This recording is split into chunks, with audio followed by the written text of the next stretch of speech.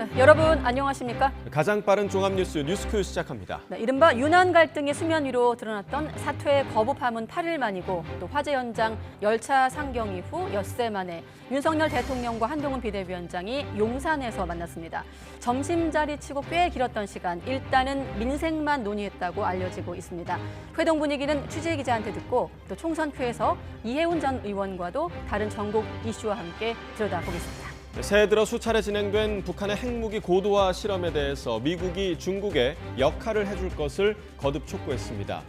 북러 관계가 더욱 가까워진 상황에서 중국이 중재자로서 나설 수 있을지 강성웅 해설위원 실장과 북중러 상황 분석해 보겠습니다. 네, 두 사람의 오찬 회동 시간은 모두 2시간 40분, 차담까지 포함해서 2시간 40분으로 정정을 하고 다음 뉴스로 넘어가겠습니다.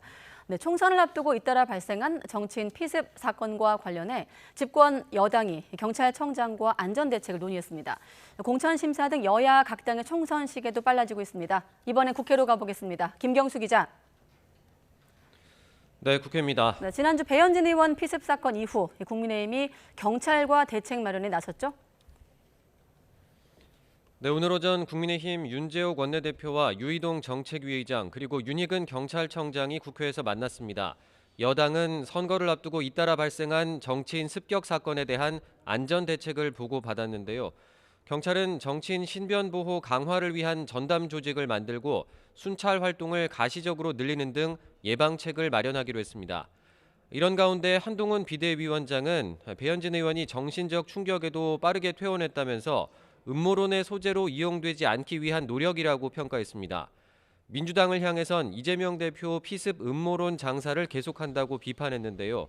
민주당은 오늘 국회 정무위원회 긴급 현안질을 열어 이 대표 피습 사건 초기 축소 은폐 의혹이 있다고 정부 측을 추궁했습니다. 또 이 대표 헬기 탑승 특혜 의혹은 조사하면서 김건희 여사 명품 가방 수수 의혹은 조사하지 않는다며 유철환 국민권익위원장에게 따져 물었는데요.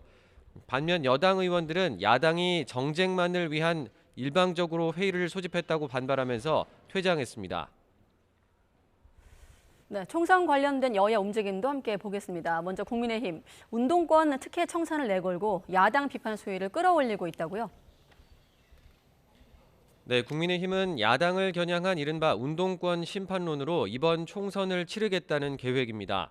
여당 인사들이 민주당의 이른바 86 정치인과 대결을 준비하는 지역구가 늘고 있는데요.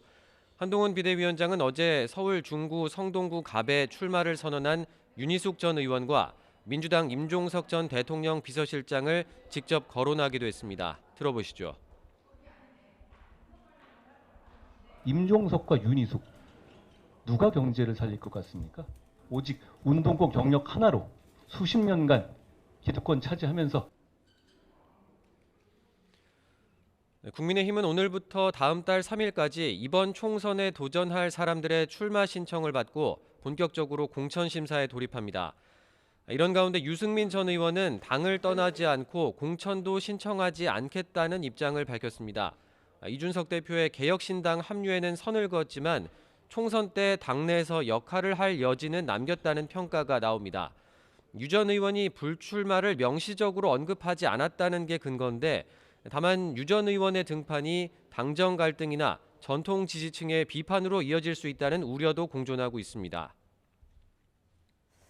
네, 계속해서 더불어민주당 또 제3지대 소식까지 전해주시죠.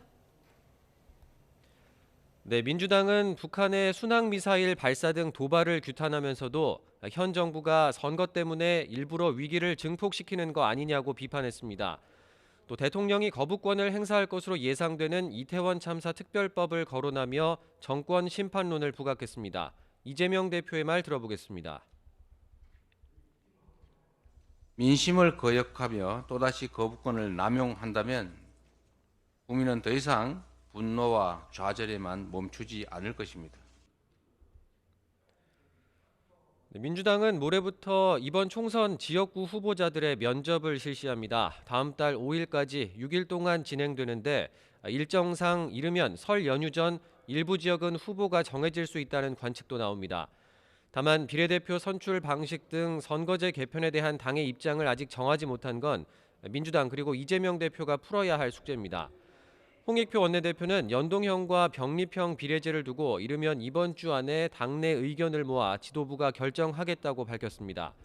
선거제가 어떻게 결정되느냐에 따라 유불리의 영향을 크게 받을 수밖에 없는 이른바 제3지대 정치 세력들은 일단 각자 행보에 집중하고 있습니다. 이낙연 전 민주당 대표의 신당과 민주당 탈당파 의원 3명이 주축인 신당은 다음 달 초 가칭 개혁미래당 공동창당에 합의했고, 앞서 한국의 희망 양양자 대표와 합당을 선언한 개혁신당 이준석 대표는 오늘 여성 신규 공무원의 병역 의무화 등 국방 공약을 발표했습니다. 지금까지 국회에서 전해드렸습니다. 국민의힘이 총선을 대비해 영입한 신동욱 전 TV조선 앵커와 하정훈 소아청소년과 의원 원장 등에 대한 환영식을 열었습니다. 한동훈 비대위원장은 이런 멋진 분들이 오고 있는 정당이 되어가고 있어서 국민의힘이 총선에서 이길 것 같다고 말했습니다. 신 전 앵커는 언론인의 정치권 행위라는 비판은 내적인 문제로 묻어두고 대한민국의 미래를 위해 봉사하겠다고 했고, 하 원장은 저출산 문제에 힘을 보태겠다는 각오를 밝혔습니다.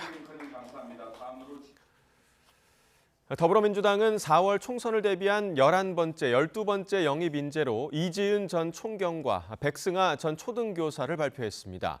민주당 인재위원회는 오늘 국회에서 환영식을 열고 이 전 총경은 여성 일선 지구대장으로서 경찰에 꽂힌 총경 계급으로 승진한 성공 신화를 일궜다고 소개했습니다.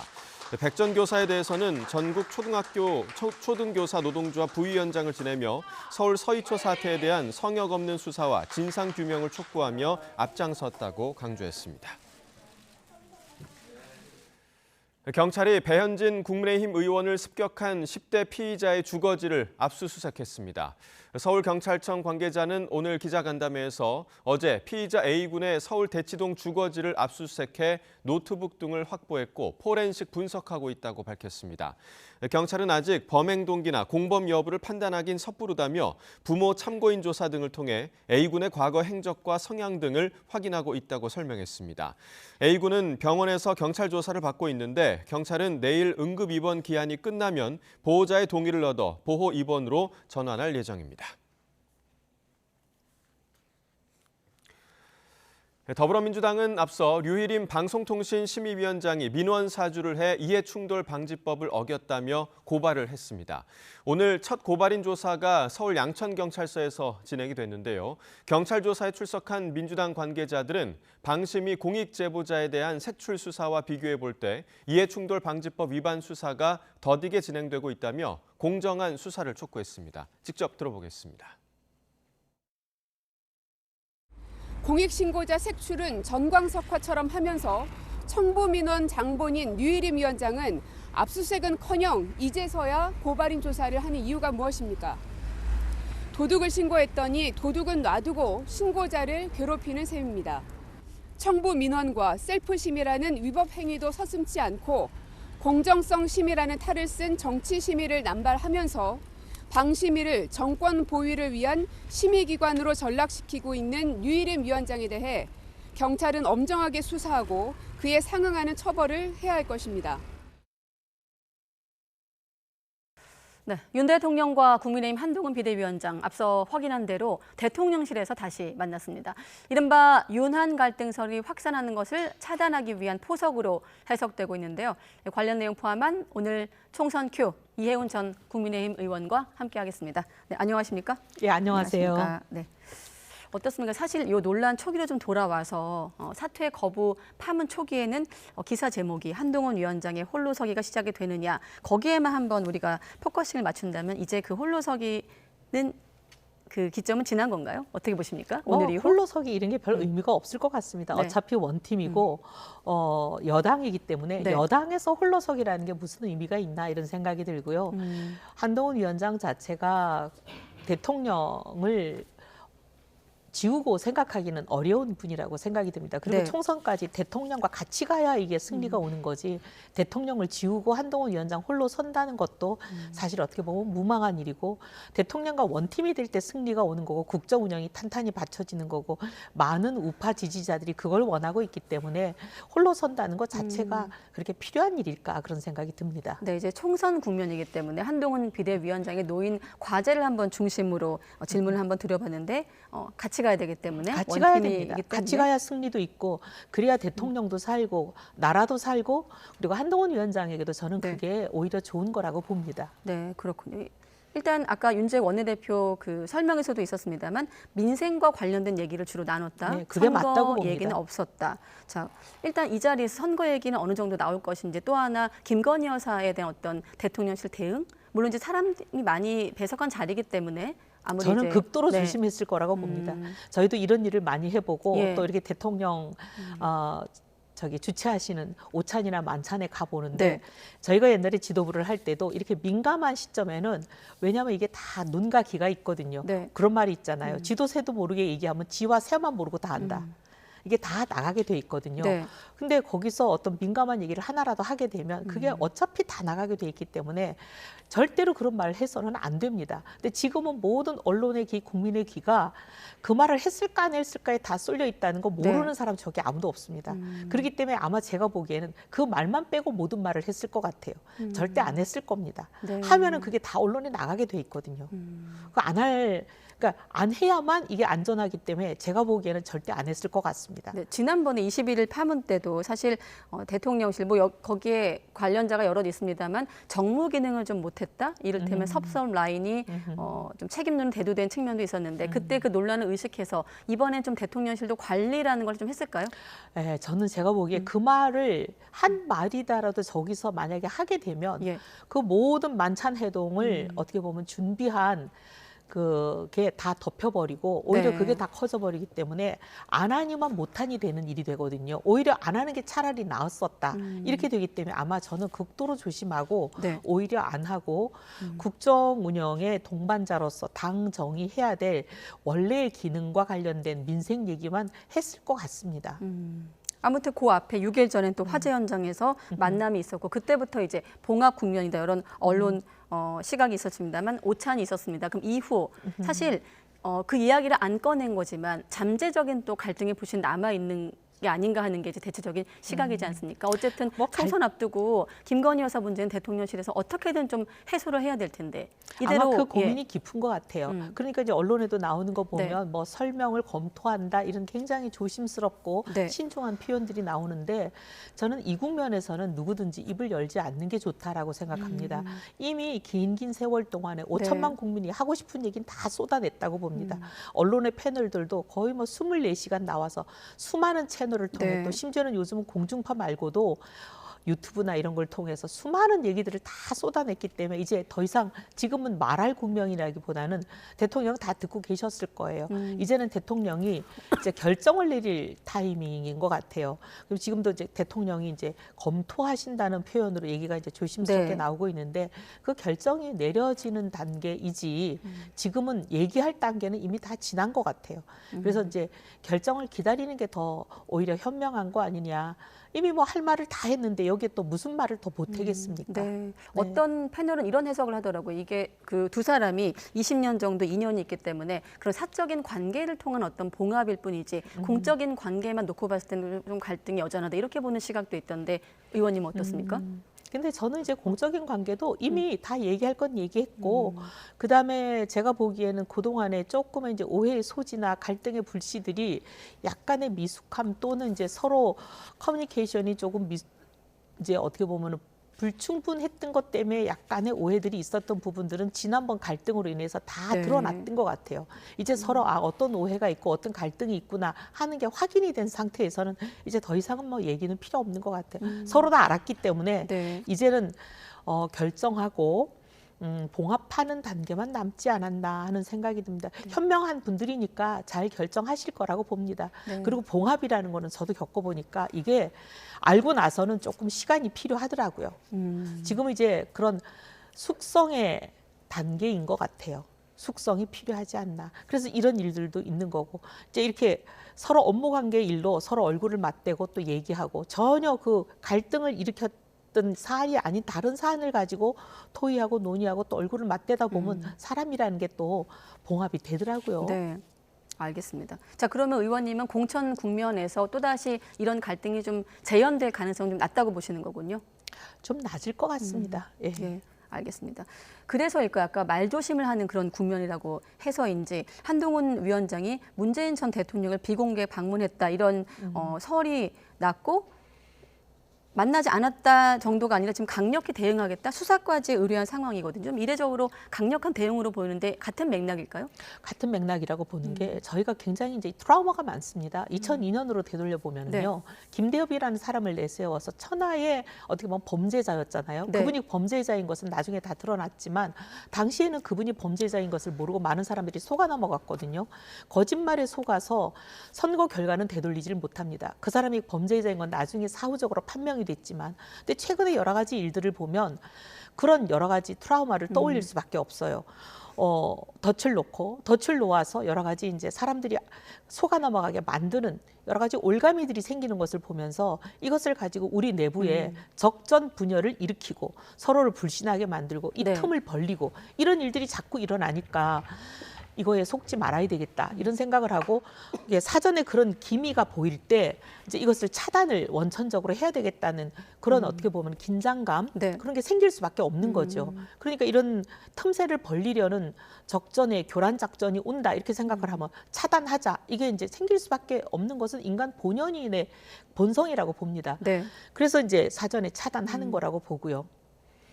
저는 이제 제2의 김대엽 사태가 생각이 요즘 계속 나거든요. 예. 여러 가지 덫을 놓는 거를 보면. 그래서 또 이런 일을 하려는 거 아닌가. 이제 저는 그런 생각이 들어요. 그래서 이런 네. 거는 미리 차단해야 된다. 알겠습니다. 미리 차단하기 위한 예. 대응의 일환이다. 차단하는 게 맞다. 예. 또 그런 땅을 치는 그런 일을 만들지 않으려면. 네. 그리고 아까 전에 대통령실 고민은 끝났고 이젠 결정을 내릴 타이밍이라고 말씀하셨거든요. 대통령이 지금 김건희 여사 관련해서 입장 표명을 검토하는 것으로 전해지고 있다까지 알려지고 있고 시기랑 그 방식을 놓고 좀 고민이 길어지는 것 같은데 어떤 좀 결정을 예상할 수 그건 뭐 있을까요? 대통령께 맡기죠. 지금 우리가 수없이 얘기를 했잖아요. 뭐 이래야 된다, 저래야 된다, 뭐 수없이 얘기를 했는데 이제는 더 이상 뭐 수많은 아이디어들도 드리고 의견들을 냈으니까 대통령 결정하시게 기다리죠. 뭐. 네. 의원님의 아이디어는 어떤 겁니까? 이미 다 말을 다 했어요. 네. 더 이상 얘기할 필요 없는 것 같아요. 네, 지난번에 나오셔서 담화 형식을 좀 추천하기도 하셨는데 아무래도 총선 앞두고 있으니까 의원님을 포함해서 예민한 문제에 대해서 언급을 좀 조심하는 거는 이해를 합니다만 그런 좀 논란을 좀 막기 위해서 제2부소실 문제, 특별감찰관 이런 여러 관측도 있는데 이 부분은 좀 해법으로 해법이 될수 이제 있을까요? 다들 많이들 얘기하셨는데 수많은 해법이 다 나왔습니다. 근데 대통령께서는 이 해법은 뭐든지 취할 수 있는 어떤 방법이든지 다 취하시면 좋을 것 같아요. 그래서 대통령께서 워낙 이 부분은 전문가시잖아요. 네네. 법조인이시고 그리고 특별감찰관 제도도 어떤 건지 너무나 잘 아시고 하니까 전문가들 의견을 다 충분히 수렴하셔서 네. 그 취할 수 있는 해법은 뭐든지 취하시는 방향으로 저는 검토하실 거라고 봅니다. 지난번 나오셔서 대통령의 화법이 미괄식이라는 부분이 좀 인상이 깊었고 그래서 저도 그걸 고리로 여러 좀 질문을 다른 패널들에게 드리기도 했었는데 그렇게 한번 질문 드린다면 지금 시점에서 만약에 담화문을 발표한다. 지금 여당 내에서도 최소한 사과는 아니어도 해명 정도 있어야 된다고 그런 해석들이 많거든요. 거기에 대해서는 어떻습니까? 아니요, 이제 대통령이 이제 설명하시는 걸 검토하신다 그러니까 설명하시는 걸 검토하신다면 네. 그 뭐 결정을 기다리죠, 뭐. 예. 예, 알겠습니다. 그런 건 좀 지켜보기로 하고 당내 상황으로 좀 넘어가 보겠습니다. 자, 총선을 앞두고 있는 국민의힘. 그 국민의힘 안에서도 수도권, 또 그 안에서도 한강벨트가 좀 어제 오늘 언론에서 관심을 받고 있는데 총선 승부처기 때문이겠죠. 특히 국민의힘 전현직 의원들이 좀 모여들고 있다 이런 표현이 많고 하태경 의원 같은 경우는 이제 종로 출마 선언할 때도 화제였는데 성동을로 지금 관심을 모으고 있습니다. 당의 권유가 있었다고 하던데 어떻게 좀 알려지고 있습니까? 네.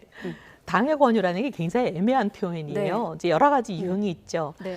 당을 사랑하는 사람이 야 여기 나가봐라 하는 권유가 있고 이거는 뭐 누구나 그런 권유를 받죠. 네. 저도 수없는 권유를 받고 안 받은 사람 거의 없을 겁니다. 이거는 그냥 어떻게 보면은 뭐 속된 말로 별 의미 없는 권유일 수도 있죠. 수많은 네. 사람들이 권유를 누군가에게 하니까. 근데 이제 그게 아니라 만약에 당에 책임 있는 공천에 관련된 사람이 특정 지역을 찝어서 그 지역의 공천을 사실상 보장해주는 권유를 했다면 이거는 심각한 폭탄 선언이죠. 네. 이건 어떻게 보면 양심 선언에 해당하고 지금 한동훈 비대위원장이 공언하고 계시는 시스템 공천이라는 것이 거짓말 쇼에 불과하다는 것을 거의 폭로하는 거나 다름없는 이거는 상당히 심각한 폭탄 선언입니다. 이거는 불법이고 네. 이거는 범죄행위가 될 수 있고 선거법 위반이 될 수 있고 수많은 사람이 이제 이게 선거법 위반에 몰리게 되는 아주 중대한 발언인데 설마 그렇게 하겠습니까? 그럴 리는 없다고 보죠. 네. 그래서 그런 유형이라기보다는 당을 사랑하고 하태경 의원을 사랑하는 사람들이 저기 나가보면 좋겠다 정도의 그런 애정 어린 조언 정도가 아닐까 생각을 합니다. 그런 조언은 모든 정치인들이 수많은 사람으로부터 받고 있습니다. 의원님은 어떤 표현을 좀 기억에 남는 권유가 있었습니까? 당내에서. 저는 이제 우리 지상욱 위원장이 불출마 선언을 한 날 네. 이제 당을 사랑하고 또 저에 대해서 이제 애정을 갖고 있는 많은 사람들이 네. 야 저기 나가서 당을 위해서 지금 이제 전쟁이 시작이 됐는데 우리 장수가 퇴장을 했으니 저기 나가서 어쨌든 승리하는데 도움을 보탬이 돼야 될 거 아니냐 나가봐라 하는 그런 많은 권유를 받았고 예. 저도 당에다 제가 열심히 해보겠습니다 하고 신고를 했죠. 네, 성동을 지역에 이제 의원님 포함해서 굉장히 치열해질 예. 텐데 형평성 차원에서 이제 하태경 의원의 생각은 지금 저희가 화면에 준비했고 이전 의원께 바로 여쭤보면 될 텐데 수도권에 경쟁력 있는 인적 자원이 부족하다는 하태경 의원의 말은 어떤 겁니까? 구체적으로. 그건 제가 뭐 그분의 뜻이 무슨 뜻인지 모르겠지만 네. 저는 그렇게 생각했습니다. 수도권에 지금 이제 저희가 8석 지금 서울을 예를 들어서 보면은 49개 선거구가 있는데 그중에 8석이 저희 현역 의원이 계세요. 그 얘기는 49분의 8. 저희가 절대 다수 의석을 저희가 뺏겼다는 얘기거든요. 그 얘기는 많은 인적 자원이 필요하고 더 우리가 승리를 가져봐야 되는 지역인데 그만큼 많은 사람이 필요하다. 이건 정말 당연한 얘기고 그래서 이제 수도권에서 그동안 선거에서 승리했던 경험이 있고 선거에서 이겨봤고 그랬던 사람들이 좀 더 당의 승리를 위해서 나서줘야 된다는 그런 요청은 저도 많이 받았습니다. 근데 우리 이제 하태경 의원은 사실 수도권에서 이겨본 적은 없고 선거해본 적은 없죠. 그래도 같이 힘을 보태겠다면 언제든지 환영이죠. 알겠습니다. 우리 하태경 의원은 당의 중요한 자산이니까. 알겠습니다. 혹시 하태경 의원도 YTN 뉴스큐에 출연 의사 있으면 연락 주시면 함께 좀 또 소개하도록 하겠습니다. 사실 이현주 전 의원 복당설 관련 질문은 여러 번 좀 반복이 돼서 뺄까 했는데 마침 또 이전 의원님과 바른미래당 시절에 함께한 또 경험이 있는 것 같아서 이현주 전 의원에 대한 복당설 여기 나오셔서 이제 고민하고 있다고 하셨는데 꽤 고민이 길어지고 있거든요. 좀 남달리 보실 것도 같아서 한번 질문 저는 준비했거든요. 같은 여성 의원이고 또 어떻게 보면은 같이 개혁 보수의 길을 한때 걸었던 사람으로서 너무 안타까워요. 이현주 의원에게 꼭 하고 싶은 말은 이현주 의원이 한동안 어떤 얘기를 했었냐면 진보의 이름을 빌어서 상당히 몰가치적인 행위를 하시는 분들에 대한 비판을 굉장히 강도 높게 이어갔거든요. 그리고 그분이 얘기했던 게 그 보수의 가치에 대한 자기의 그 정말 혼을 담아서 했던 얘기들을 많은 분들이 지금 기억하고 계실 거예요. 얼마나 보수가 중요하며 그다음에 이 대한민국의 애국의 길에 서서 있었을 때 그 보수가 왜 중요한지를 그렇게 혼을 담아서 얘기하신 걸 다 기억하고 있는데 보수를 버리고 진보의 길을 간다는 게 저도 이게 납득이 잘 안 돼요. 그럼 지금까지 이현주 의원님이 하셨던 그 말은 공허한 얘기였나? 아니면 그럼 진심이 담기지 않은 그럼 어떻게 보면은 허무한 얘기였나 그런 굉장히 이제 혼란이 와요. 근데 저는 이현주 의원이 그렇게 빈 얘기를 했을 것 같지가 않은데 지금 당장 본인의 정치적 유불리에 갑자기 사람이 혼란이 올 수는 있잖아요. 근데 그런 일시적인 혼란이시라면 부디 마음을 강하게 먹고 지금 약간의 그 눈앞의 어려움 때문에 본인이 지금까지 지켜오셨던 그 가치, 보수의 가치 이걸 버리지 마시고 꿋꿋하게 이겨내시고 평생이 지켜왔던 가치와 원칙으로 돌아오시기를 저는 정말 간곡하게 권하고 싶어요. 본인은 정작 그 제3의 길을 늘 개척을 했고 이를테면 이제 친문 전사에서 반윤 전사로 변신하는 것이냐라는 공격에 대해서 이를테면 반윤이면 친문도 괜찮느냐는 질문에 대해서 제3의 길을 개척했다고 말을 하고 있는데 이미 탈당을 한 상황이고 만약에 지금 그 길을 말리고 싶다면 그럼 이현주 전 의원은 어디로 가야 되는 겁니까? 저는 반윤 친윤이 중요한 게 아니라 가치와 원칙이 더 중요하다고 생각합니다. 보수와 진보의 그 큰 대원칙에 있어서 본인이 네. 갖던 보수의 원칙이 반윤이냐 친윤이냐 이거보다 더 중요한 가치라고 봅니다. 네. 어떻게 보면 이 조그만 사소한 이 플럭추에이션이 있잖아요. 그거보다 더 중요한 거는 장강의 흐름과 같은 거대한 그 트렌드에서 벗어나지 않기를 간곡히 권하고 싶습니다. 네. 아무튼 이현주 전 의원 복당설과 맞물리면서 친문과 또 친명의 개파 갈등 겪고 있는 민주당. 지금 선거제 개편 논의도 매듭짓지 못하면서 지도부 고심도 깊어지는 분위기거든요. 또 관련 발언 듣고 의원님께 질문 드리겠습니다.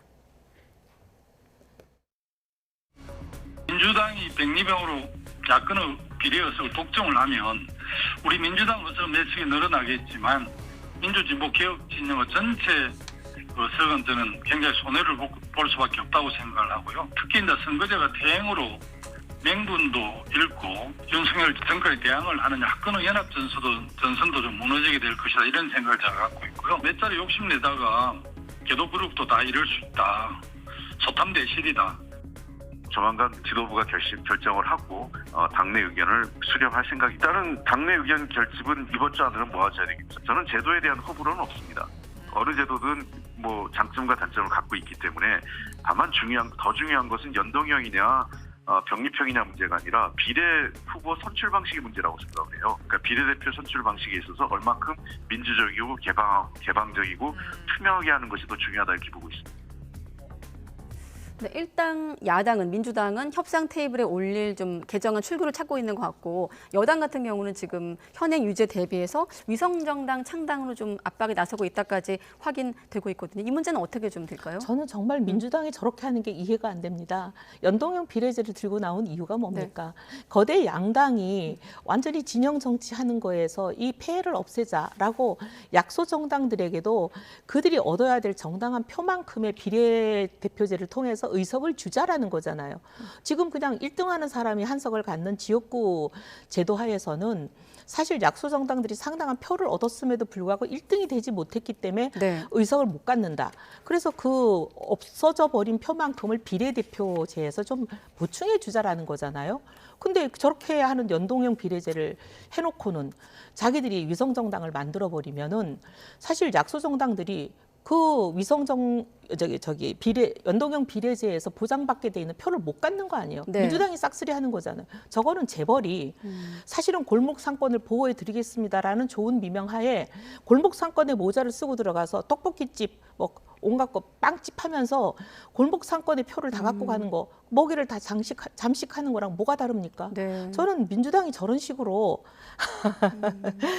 명분을 챙기면서 실리까지 다 싹쓸이 챙겨가는 네. 저런 이중적인 행태가 제일 좀 어이가 없습니다. 네, 현실론과 개혁론이 좀 맞서고 있는 네. 민주당에 대해서 이전 의원께서 차라리 말씀하셨고. 솔직하게 네. 그냥 우리 싹쓸이 해야겠어라고 하시면 밉지는 않죠. 네. 김두관 의원의 생각, 또 이전 의원 생각, 민주당 네. 지도부 생각이 다 다른데 일단은 지도부가 이번 주 결정한다고 했으니까 속보를 확인하기로 하고 제3지대 같은 경우는 지금 일단은 크게 중텐트로 좀 펼쳐지면서 좀 진영 간 논의가 진행이 될 텐데 당명 놓고도 좀 신경전을 벌이고 주도권 싸움이 좀 본격화되고 있는 것 같아요. 네. 네, 저는 제가 보기에 이준석 대표 생각은 그 빅텐트까지 갈 생각은 없어 보여요. 네. 빅텐트라는 거는 당이 완전히 하나로 되는 거잖아요. 근데 그럴 생각은 없어 보이고 그냥 연대하는 손잡기 정도 중텐트끼리 손을 잡아서 그냥 후보 공천연대 정도 가자인 것처럼 보여요. 네. 언젠가 얘기했던 느슨한 연대? 느슨한 연대. 그렇게 될 것 같아요. 그래야지 왜냐하면 지금 중텐트끼리 서로 지금 이러면 특정 지역에서는 A당을 싫어하는 사람들이 있는데 A당과 완전히 합당이 돼서 한 몸이 되어버리면 A당을 싫어하는 지역에서는 B당의 표가 안 올 거 아니에요. 네. 그러니 이제 적당한 연대로서 A 지역에서도 표를 극대화하고 B 지역에서도 표를 극대화하고 이 전략으로 가겠다 이렇게 보입니다. 그래서 네. 제가 보기에는 합당까지 빅텐트를 원하지는 않는 것처럼 보여요. 네. 이준석 전 대표 얼굴이 지나가서 최근에 보면 공약 정책도 많이 내놓고 있는데 앞서 노인 무인 승차도 그렇고 지금 경찰 소방 공무원이 될 수, 그러니까 여성도 군복무 해야 된다. 네네, 그런 네. 또 제안을 했거든요. 좀 어떻게 보십니까? 선명하긴 한데 논란이 있어요. 아주 그냥 그 타겟 그룹을 정확하게 하고 딱 그 표만 얻겠다. 이제 어떻게 보면은 상당히 실리적인 정당으로 보입니다. 저러면 그 계층의 표는 확실하게 가져갈 걸로 보여요. 네. 예, 근데 저희 당하고는 어떻게 보면 이런 표현을 해서 네. 적절할지 모르겠지만 저희 당하고는 그렇게 지지층이 많이 겹치지는 않을 것처럼 보여요. 어차피 저희 정당에 그렇게 표를 주지 않는 분들이기 때문에 네. 저희 당하고는 이 교집합이 그렇게 많지는 않을 것 같아요. 아, 그러면 지금 느슨한 연대가 예상이 되고 중텐트 정도로 가면서 이준석 개혁신당 대표는 이렇게 선명하다면 앞으로 수싸움에서 좀 여러 가지 복잡해지긴 하겠습니다. 네. 이낙연 전 대표랑. 이낙연 전 대표랑 복잡한데 이낙연 전 대표가 바라는 거는 빅텐트인 것 같거든요. 그래서 결국 하나는 빅텐트를 원하지 않고 하나는 빅텐트를 원한다면 결국 결론은 느슨한 연대로 갈 가능성이 좀 높아 보이고 그러면 결국 이제 국민의힘 입장에서는 그렇게 큰 손해를 보지는 않되 민주당은 좀 손해가 있을 것 같습니다. 네, 유승민 전 의원 얘기까지만 하고 마무리하면 잔류 의사를 밝혔거든요. 제3지대 가능성이 계속 거론됐는데 어떤 판단이 있었는지 혹시 관련해서 얘기 나눠보신 저는 뭐 적 있습니까? 그분하고 이미 절연된 지가 꽤 오래됐고 윤석열 우리 후보께서 입당하시자마자 저는 즉각 도왔는데 이미 그보다 훨씬 오래전에 유승민 의원하고는 절연된 지가 오래돼서 네. 그분이 어떻게 지내시는지는 전혀 모르지만 제가 보기에는 그럴 걸로 예상했던 대로 가고 있습니다. 어떻게 움직이실지 그냥 제가 예상했던 대로 가는데 네. 출마는 안 하실 걸로 저는 예상합니다. 예상하는데 근데 네. 오히려 남으신 것도 저는 제가 예상했던 바고 아마 신당에 계시는 분들하고 뭐가 잘 안 맞을 걸로 저는 생각을 했었거든요. 신당이랑 안 맞기 때문에 잔류 가능성이 높았다. 저는 그렇게 봤습니다. 그분이 이제 왜 그랬는지 정확하게 알지는 못하지만 네. 저는 잔류할 것이다 그렇게 봤었는데 잔류는 하셨고 근데 오늘 잔류의 변은 보니까 제가 생각했던 것과는 다른 잔류의 변을 일단 내셨는데 네. 뭐 제가 생각이 틀렸을 수는 있죠. 예. 근데 출마는 안 하셔도 당이 활용을 할 건가? 저는 당이 활용할 가능성도 별로 그렇게 높아 보이지는 않습니다. 네. 당에 계시는 분들은 이제 유승민 의원의 활용 가능성에 대해서 그렇게 높게 생각하지는 않는 것처럼 저는 기류를 느꼈습니다. 네. 하지만 그래도 이제 당에서 여론조사 같은 걸 해보시면 좀 좋을 것 같아요, 저는. 여론조사를 해서 어떤 계층에게 소구력이 있는가를 보고 소구력이 어느 정도 있는 계층이 나오면 그 계층을 향해서 타겟 그룹을 향한 그런 이제 카드로 활용하시면은 나쁘지는 않을 것 같은데요. 네. 여론조사까지 제안을 해주셨습니다. 네. 시간이 되면 좀 절연하시게 될 계기도 여쭤보고 싶은데 시간이 많이 빠듯해서 여기서 마무리하겠습니다. 이혜훈 전 국민의힘 의원이었습니다. 고맙습니다. 감사합니다.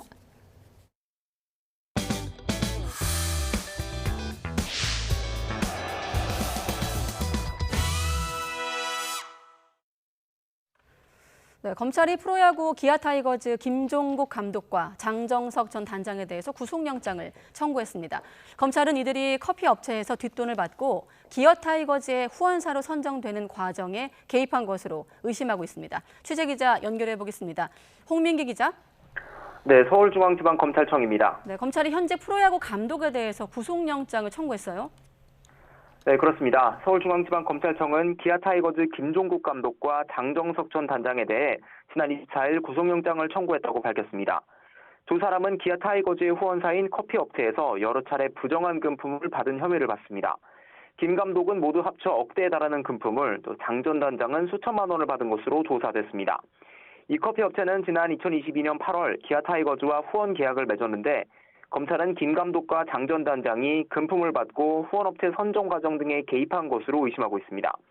반면 두 사람은 수사 과정에서 대가성을 부인한 것으로 전해졌습니다. 검찰은 한국야구위원회 KBO가 수사를 의뢰한 장 전 단장의 뒷돈 요구 의혹을 조사하던 도중 배임 수재 혐의 정황을 포착해 수사를 확대했는데요. 앞서 장 전 단장은 지난 2022년 포수 박동원과 연장 계약 논의 과정에서 뒷돈을 요구했다는 의혹을 받았습니다. 구단 측 진상조사에서 장 전 단장은 해당 발언이 농담이었다고 해명한 것으로 전해졌는데요. 기아 구단은 소속 선수와 협상에서 금품 요구라는 그릇된 처신은 용납할 수 없다며 지난해 3월 장 전 단장을 해임했고 KBO도 검찰에 수사를 의뢰했습니다. 이후 서울중앙지검은 수사 착수 7달 만인 지난해 11월 경기도 일산에 있는 장 전 단장 자택 등을 압수수색했습니다. 기아는 최근 김 감독이 검찰 수사를 받는 사실을 확인했다며 정상적인 감독직 수행이 어렵다고 판단하고 직무 정지 처분을 내렸습니다. 또 검찰 수사 상황을 지켜본 뒤 김 감독의 최종 거취를 결정하기로 했습니다. 김 감독과 장 전 단장의 구속 전 피의자 신문은 내일 오전 서울중앙지방법원에서 열릴 예정입니다. 지금까지 서울중앙지검에서 전해드렸습니다.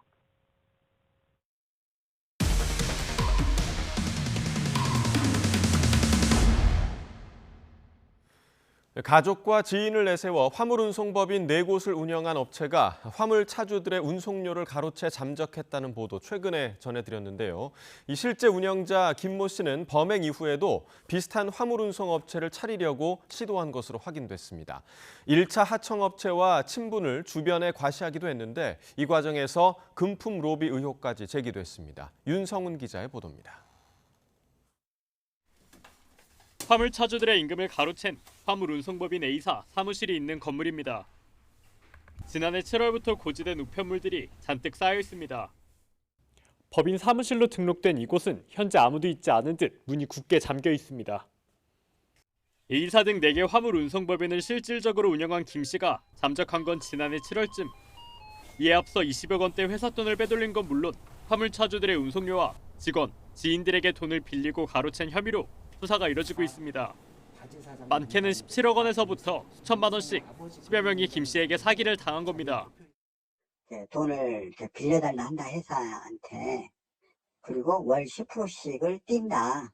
그렇게 하면서 이제 이렇게 돈을 빌려간 거죠. 그래갖고 17억 정도를 못 돌려받아서. 잠적한 김 씨는 범행 직후인 지난해 10월 제주도의 또 다른 화물 운송 법인을 차리려고 시도한 정황도 추가로 드러났습니다. 김 씨가 거래하던 쿠팡 로지스틱스 서비스 CLS 1차 하청업체와 신분을 과시한 겁니다. 지난해 10월엔 1차 하청업체 소속 운송관리 담당자에게 여러 차례 돈을 건넸다며 금품 로비 정황을 구체적으로 언급하기도 했습니다. 팀장 자기가 어떻게 구워 살면서 나한테 그래서 500만 원 가져갔단 말이야. 뇌물? 여태까지 받아먹은 한두 푼이 아니기 때문에. 피해자 측의 금품 로비 의혹에 대해 고소를 예고한 가운데 1차 하청업체 측은 그런 사실이 없다는 담당 직원의 입장을 통보받았다고 밝혔습니다. 또 피해를 입은 화물 차주들에게 일부 급여를 직접 지급하고 5억 원가량을 공탁하는 등의 노력을 기울이고 있다고 설명했습니다. CLS 하청과 재하청업체에서 화물 차주들의 먹튀 피해가 반복되는 데는 구조적인 문제도 있습니다. 여기엔 대금 지급 시차가 주요 원인으로 꼽힙니다.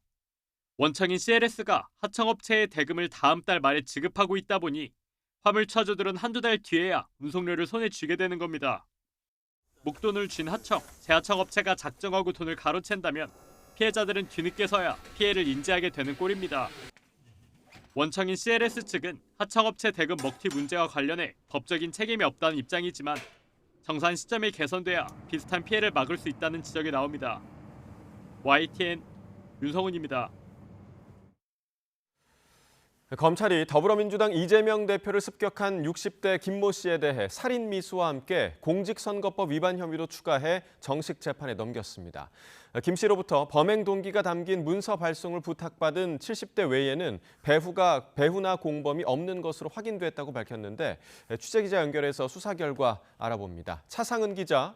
네, 부산입니다. 네, 수사 결과 구체적으로 전해주시죠.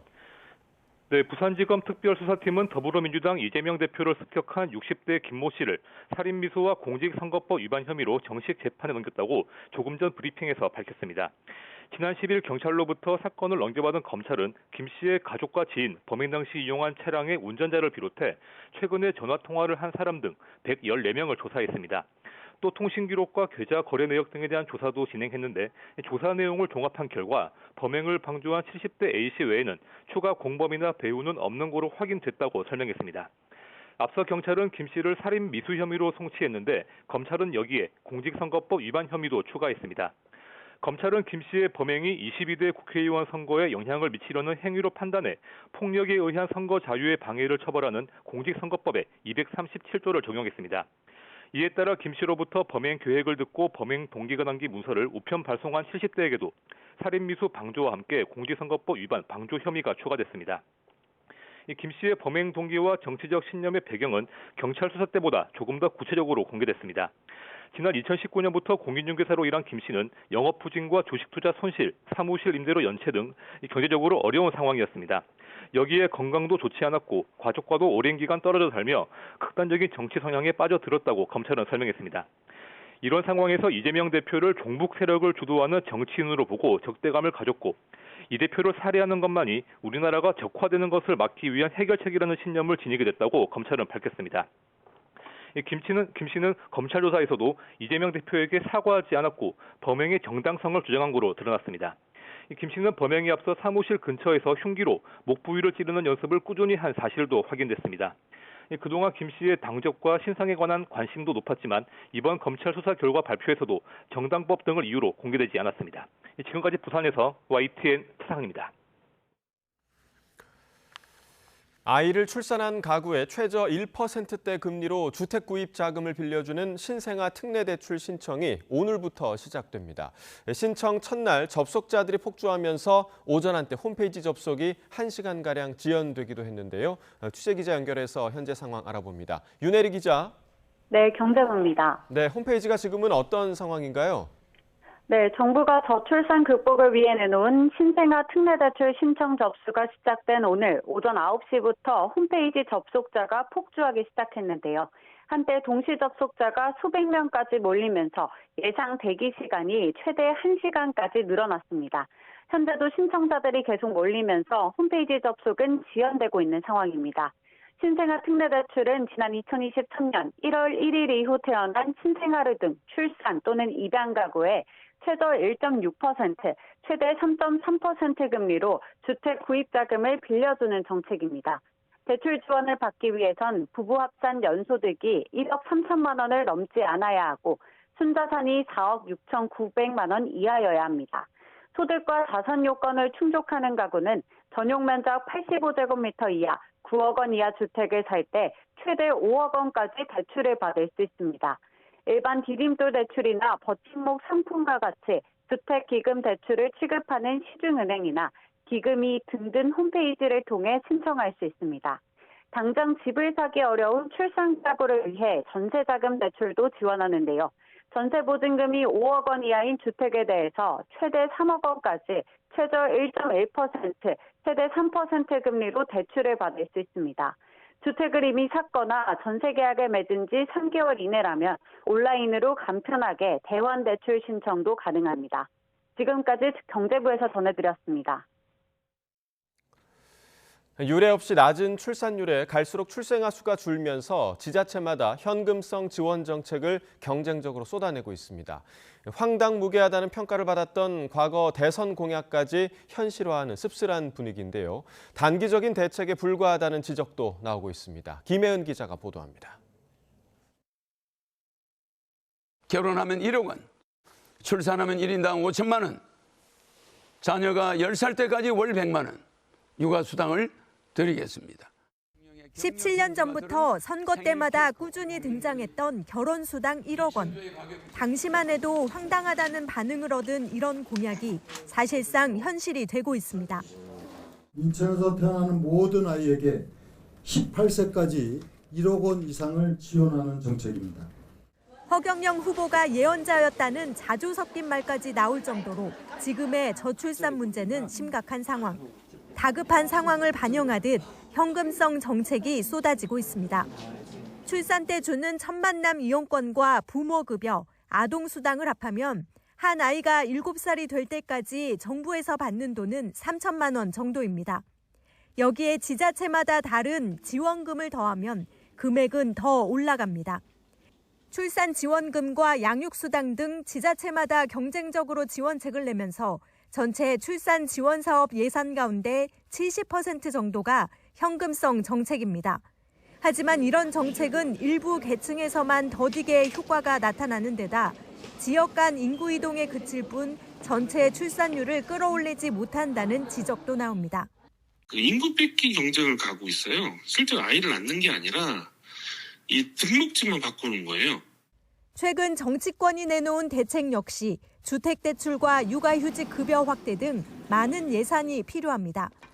전문가들은 지금까지와는 다르게 양육에 필요한 가족복지 분야에 예산을 써야 한다고 지적합니다.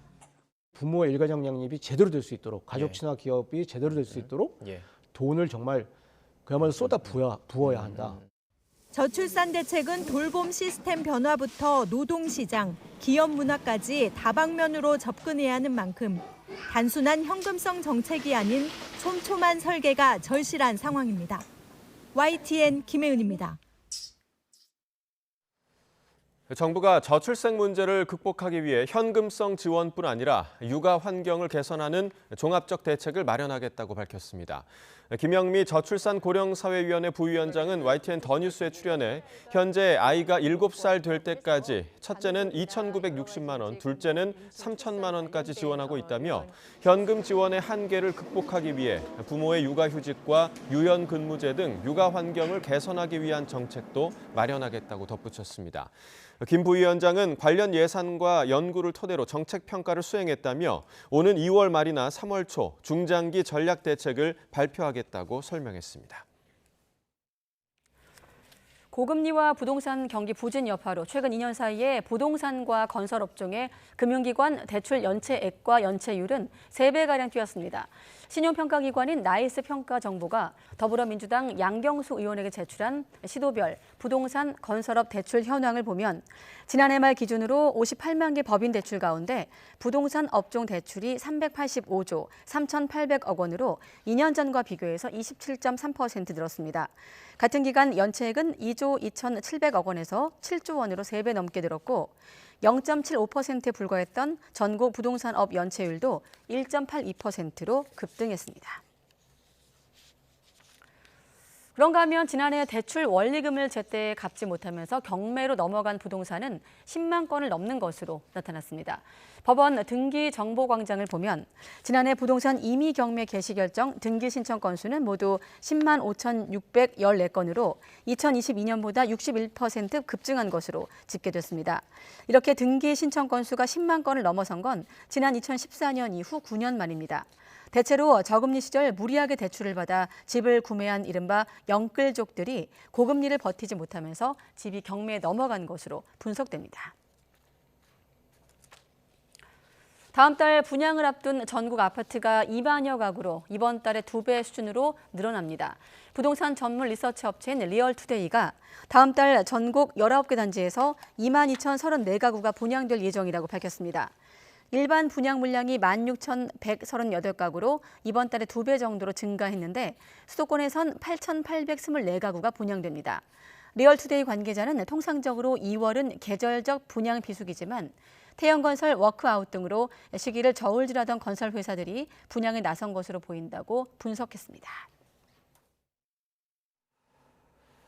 네, 전 세계에서 가장 우울한 나라를 여행했다. 신경 끄기의 기술이라는 자기개발서로 우리에게 잘 알려진 미국의 작가이자 인플루언서죠. 마크 맨슨이 유튜브에 올린 영상의 제목인데요. 자, 이 나라, 우리나라였습니다. 많은 분야에서 세계를 선도하는 한국에서 왜 불안과 우울증, 알코올 중독, 자살률 등이 높게 나타나는지 그 이유를 알아보기 위해서 한국을 방문했다는 마크 맨슨. 먼저 우리나라의 직업 문화에 주목합니다. 그러면서 K-팝과 e스포츠 등 다양한 분야에서 나타나는 합숙 문화와 대기업의 근로 환경 등을 지적하는데요. 자신이 잘하는 일에 전념하도록 환경을 만들고 그 속에서 우수성을 짜내기 위한 사회적 압력과 경쟁이 효과적인 결과를 낸다고 평가합니다. 하지만 동시에 심리적 낙심을 만들어냈다는 게 맨슨의 진단입니다. 일제강점기와 6.25 전쟁을 겪은 뒤 빠른 경제 성장을 이뤄낸 우리 역사와 관련해서는 선택이 아닌 생존의 문제였다고 설명합니다. 그러면서 경제적 부흥이 잔인한 교육 시스템을 만들었고 이는 젊은이들의 부담으로 이어지고 있다고 강조했습니다. 또 전통적인 유교 문화 탓에 자기 표현 능력이나 개인주의가 발달하지 못하는 환경이라고도 설명했습니다. 가족을 위한 희생이 미덕이 된 문화 속에서 자신의 삶에 대한 자율성 또 통제성이 부족해지고 기대에 부응하지 못하면 수치심을 느끼게 된다는 거죠. 자, 잊을만 하면 우리 사회 우울감과 관련한 통계가 발표가 되죠. 최근 직장갑질 119가 직장인 1,000명을 대상으로 우울감을 점검하는 설문조사 진행했는데요. 직장인들의 평균 점수가 여기 보시면 5.62점, 그러니까 전반적으로 우울 증상을 경험하고 있는 것으로 나타났습니다. 또 사업장 규모가 작을수록 그리고 비정규직일수록 우울감은 더 높게 나타났습니다. 자, 한국이 전 세계에서 가장 우울한 나라라는 미국인 작가의 분석, 이런 연장선에서 나온 거겠죠. 반갑지는 않지만 그렇다고 부정할 수도 없는 우리의 현실인 것 같습니다. 한국인의 정신 어떻게 건강하게 만들 수 있을지 함께 고민해야 할 때입니다. 네, 개 식용 금지법이 통과됐지만 아직 남은 과제는 산적해 있습니다. 특히나 유예 기간 3년이 지난 뒤에도 여전히 농장에 남아있을 식용견 수십만 마리를 어떻게 처리할 것인가를 놓고 고민이 깊어 보입니다. 박정현 기자가 취재했습니다. 인천 계양산 안쪽에 자리 잡은 동물보호소. 식사를 챙겨주러 들어온 활동가가 반가운지 대형견이 꼬리를 흔들며 맞이합니다. 지난 2020년 동물보호단체의 도움으로 불법 개농장이었던 곳이 보호소로 탈바꿈했습니다. 당시 이곳에서 길러지던 250여 마리 가운데 130여 마리가 아직 가족을 찾지 못하고 3년째 보호소에서 생활하고 있습니다. 식용 목적으로 사육되다 보니 대부분 덩치도 크고 오랜 농장 생활로 사회화가 안 돼 입양이 쉽지 않습니다. 개식용 금지법이 통과됐지만 전국 개농장에 남아있는 52만 마리를 두고 우려가 이어지는 이유입니다. 법안을 보면 동물보호센터나 민간보호시설로 이관하거나 대통령령으로 정하는 방법으로 처분한다고 명시돼 있는데 남은 식용견들을 전부 보호소에 수용하기는 현실적으로 불가능할 거라고 동물단체는 입을 모읍니다. 개 한 마리를 보호하는데 한 해 평균 200만 원 정도 드는 데다가 보호소나 민간시설은 유기견들로 이미 포화 상태에 이르렀기 때문입니다. 이 아이들만 해도 제가 일할 때만 해도 한 달에 3톤 가까이 들었는데 막 700, 800마리가 이렇게 돼버리면은 그 사료값만 해도 엄청날 텐데 그걸로 그렇게 따지고 보면은 현실적으로 이제 일각에선 한 마리에 30만 원 정도인 비용을 생각하면 안락사 추진도 부담스러울 거란 전망이 나옵니다. 이 때문에 식용견들이 자칫 고통스러운 죽음에 놓일 수 있다는 걱정 어린 목소리도 나옵니다. 농림축산식품부는 개식용 종식 추진단을 꾸려 특별법 후속 조치를 마련한다는 입장이지만 당장 구조될 개들의 현황 파악부터 필요한 예산과 시설, 인력 확충까지 풀어야 할 과제가 만만치 않아 보입니다. YTN 박정현입니다. 네, 올해도 심상치 않다. 매년 봄철만 되면 반복되고 있는 대형 산불 얘기입니다. 엘니뇨로 인한 고온 현상이 나타나고 또 연휴가 많아서 등산객이 급증할 것으로 보이기 때문인데 산림당국도 산불 원인별로 맞춤형 전략을 내놓고 있습니다. 정혜윤 기자가 보도합니다. 지난해 4월 2일 무려 전국 35곳에서 산불이 발생했습니다. 역대 세 번째로 큰 동시다발 산불입니다. 다음 날 그중 5곳의 산불이 커지더니 모두 대형 산불로 변했습니다. 사상 최초의 일입니다. 기후변화로 2년에 한 번꼴로 가뭄이 찾아오고 봄철 기온이 상승하면서 대형 산불이 급증하고 있습니다. 올해도 산불이 심상치 않습니다. 강수량은 충분하지만 2월에서 4월 기온이 평년보다 높을 것으로 보이기 때문입니다. 낙엽이 바싹 마르고 작은 불씨로도 불이 붙기 쉬워집니다. 통계적으로 볼 때도 기온이 1.5도 상승하면 산불 발생 위험이 8.6%, 2도 상승하면 13.5%가 증가하는 것으로 나타났습니다. 여기에 연휴가 잦아 등산객이 늘고 총선으로 인해 산불 감시 인력이 줄어드는 것도 산불 위험을 키우는 요인이 됩니다. 산림청은 산불 원인별 맞춤형 대응으로 산불 발생 자체를 억제하는 전략을 세웠습니다. 가장 큰 입산자 실화를 막기 위해 산불이 자주 발생하는 곳은 입산 통제와 등산로 폐쇄에 들어갑니다. 영농 부산물과 쓰레기 소각 산불을 줄이기 위해 농가를 찾아가 부산물을 직접 파쇄해주는 사업을 진행하기로 했습니다. 또 인공지능 기반의 산불 감시 시스템을 전국 20개소로 확대해 산불 발생 초기에 감지해 대응하기로 했습니다. 기후변화로 대형 산불과 전국 동시다발 산불 발생이 늘어나고 있습니다. 산불 요인을 사전에 차단하고 과학적인 산불 감시와 진화로 산불로 인한 피해가 최소화될 수 있도록 만전을 기해 나가겠습니다. 봄철 산불 조심 기간은 2월 1일부터 시작해 5월 15일까지 3개월 보름간 이어집니다. YTN 정혜윤입니다. 네, 그런데 일단은 연휴부터 화재에 좀 유의해야겠습니다. 지난 5년간 설 연휴 하루 평균 114건 화재가 발생한 것으로 집계됐습니다. 소방청은 2019에서 2023년 설 연휴에 전국에서 화재 2,507건이 발생했다면서 35명이 숨지고 122명이 다쳤다고 밝혔습니다. 장소별로 보면 주거시설이 812건으로 가장 많았습니다. 주거시설 화재 가운데 절반 이상인 472건은 단독주택에서 발생했습니다.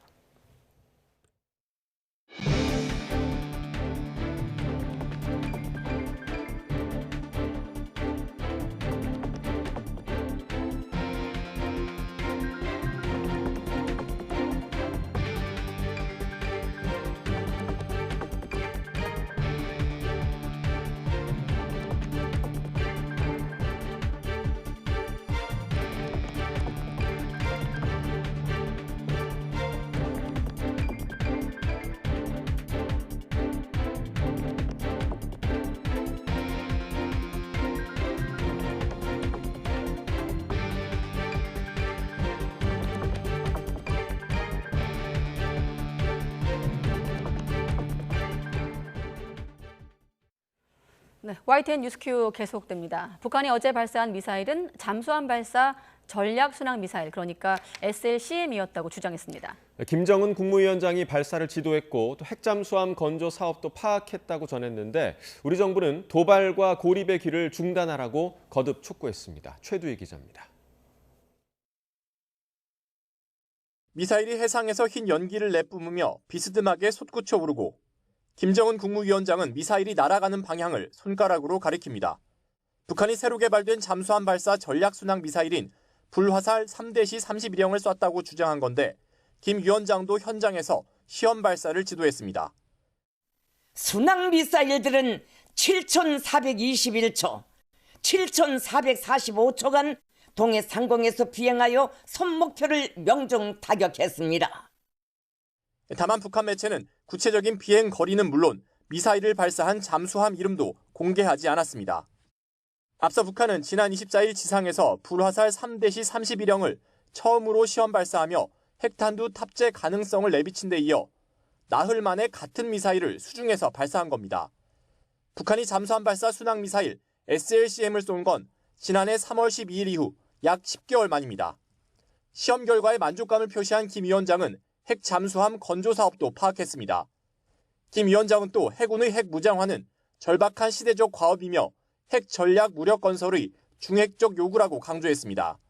김 위원장은 지난해 9월 첫 전술핵 공격 잠수함이라고 주장하는 김군옥 영웅함을 공개하며 핵 추진 체계를 적용한 핵 잠수함을 도입하겠다고 공언한 바 있습니다. 우리 정부는 도발과 고립의 길을 중단하라고 촉구했습니다. 민생 개선을 강조하고 있습니다. 그런데 이런 식으로 부족한 재원을 무기 개발과 도발에 허비하는 한 민생 개선은 10년이 지나도 공연불에 불과할 것입니다. 실제로 김 위원장이 수도 평양보다 열악한 지방경제 상황을 공개적으로 언급하며 지방공업 발전을 지시한 뒤 북한 당국은 관련 정책의 이행을 연일 독려하고 있습니다. YTN 최두입니다. 군 당국이 북한이 어제 발사한 순항미사일과 관련해 자체적으로 발표한 비행 시간은 크게 과장됐을 것이라고 평가했습니다. 이성준 합동참모본부 공보실장은 오늘 정례 브리핑에서 실제로 잠수함에서 발사했는지 등 추가 사항은 한미 정보 당국이 분석하고 있다며 이같이 밝혔습니다. 북한은 미사일 두 발이 7,400여 초, 2시간가량 비행했다고 주장해 비행거리가 2,000km가량으로 추정됐는데 실제로는 이에 미치지 못했을 거란 분석입니다. 네, 북한이 올해 들어서만 벌써 7번째 무력 도발을 벌였습니다. 1월이 끝나기도 전에 올해부터 극초음속 미사일, 순항 미사일까지 다양한 무기체계 실험에 나서고 있는 겁니다. 네, 한미 방어망을 무력화하려는 의도가 깔렸다는 게 전문가들의 분석인데요. 그래픽으로 함께 보시겠습니다. 네, 어제 북한이 발사했다고 밝힌 건 잠수함 발사 전략 순항 미사일입니다. 명칭을 뜯어보면 탄도미사일과 달리 저고도에서 정밀 타격이 가능한 순항 미사일, 핵무기도 탑재할 수 있다는 의미에서 전략, 그리고 수중 발사를 의미하는 잠수함 발사가 각각 포함이 됐죠. 실제로 이번에 순항 미사일 발사 정황이 포착된 심포 일대는 북한의 잠수함 건조 시설이 밀집한 곳으로 수중에서 기습 발사할 경우 위성이나 레이더 등으로 위치를 파악하기가 어렵습니다. 또 지난 24일 서해에서 첫 시험 발사된 순항 미사일을 동해로 장소를 옮겨서 잠수하면서 발사했다는 주장인데 전술 핵탄도 탑재도 가능하다고 강조하는 만큼 수중에서 한반도 전역과 주일 미군 전력을 겨냥한 핵공격 능력을 갖춘 거란 우려도 나오고 있습니다. 북한은 이 밖에도 지난 18일에는 수중 핵무기 체계인 어뢰 시험을 동해에서 진행했다고 주장했고 이에 앞서 14일에는 고체 연료 추정 중거리 탄도미사일을 평양 일대에서 동해상으로 쐈는데요.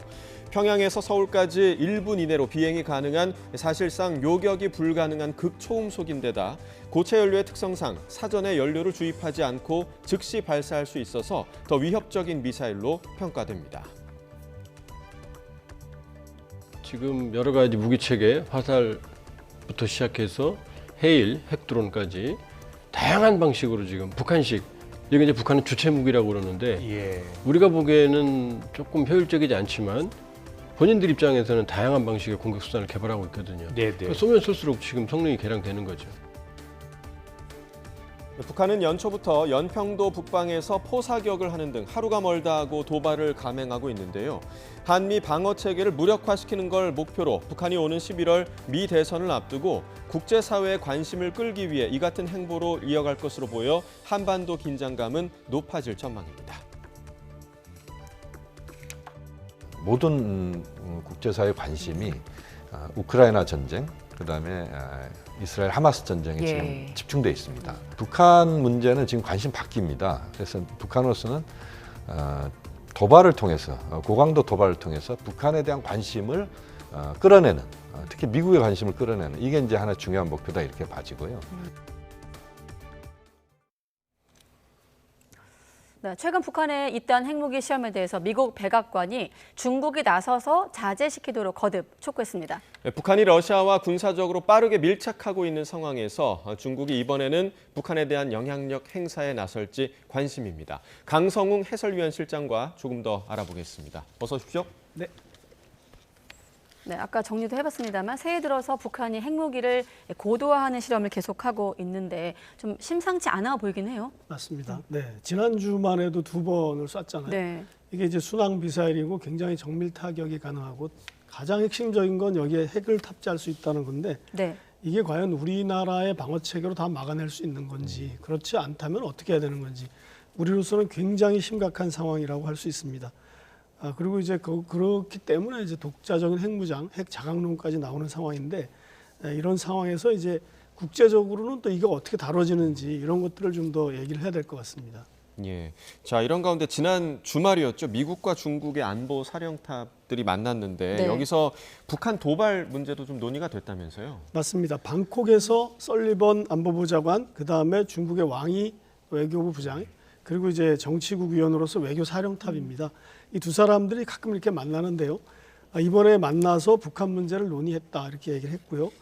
북한 문제가 뭐 가장 중요한 의제는 아니었습니다. 이틀 동안 12시간을 만나서 이 세계 안보 정세, 현안 이런 것들을 대부분 다 논의했다고 보면 되는데 우리보다 앞에 있는 문제가 이제 우크라이나 문제, 그다음에 최근에 이제 계속되고 있는 중동 사태 이런 것들을 논의했다고 하고 양국이 모두 세 번째로 한반도 문제, 중국 입장에서는 한반도 문제라고 표현을 했고 미국은 북한 문제라고 했습니다. 북한 핵 문제를 더 우선시하겠다는 거고 중국은 한반도 문제라고 표현하는 것은 그 책임과 어떤 의무가 남한과 미국에도 있다 이런 걸 표현하려고 이런 표현을 쓰는 것 같습니다.